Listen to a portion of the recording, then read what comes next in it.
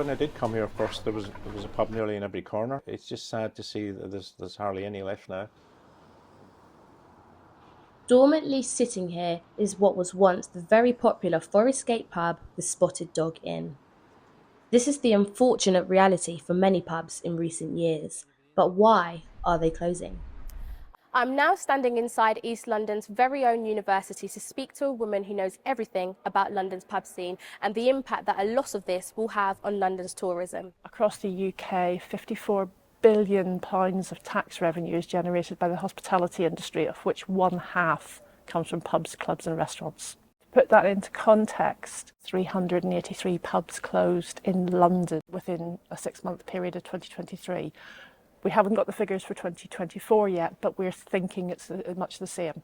Pubs are not just businesses. They are at the heart and the centre of communities. You think about EastEnders. I mean, here we are in the East End of London. The Queen Vic is an iconic pub.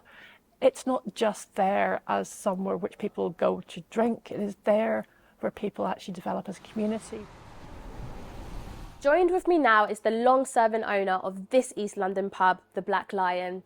He's been here for almost 40 years, and so he's able to provide a good insight about some of the challenges he's had to overcome, along with why this pub is so important to him and his community. It's local people really that makes it special. Whether they're from here or they've just moved into the area, it's always nice to meet them. Really busy we were on match days, and the place would be mobbed. The West Ham players coming in, this is where they used to come and have a jar and something to eat afterwards. We're only about 15 to 20 minutes walk from Upton Park. Unfortunately, Upton Park isn't there anymore, but we have Stratford down the road, which we still get a nice bit of business from, but it never was as good as previously. It's sad to, if anything happened to it, so let's hope it keeps thriving the way it is. There are hundreds of punters that are taking to social media to share their concerns about the many closures of pubs that they love. Tom Stainer from the Campaign for Real Ale tells me more. Everyone will have found out maybe how much they value their local pub during COVID.